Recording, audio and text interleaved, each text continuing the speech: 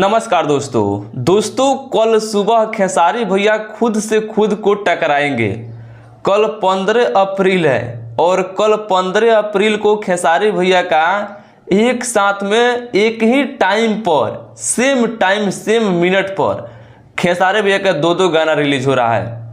एक गाना है खेसारी भैया के डांस फिल्म का, तो दूसरा गाना है खेसारी भैया के रिश्ते फिल्म का। खेसारी भैया के डांस फिल्म के गाने को खेसारी भैया और शिल्पी राज मिलकर के गाई है। गाने का नाम है डर लागे सटला पो।